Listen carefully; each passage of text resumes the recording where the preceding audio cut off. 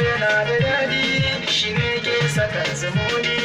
A kan yi nake nishadi, masoyiya haka da zai mu zauna.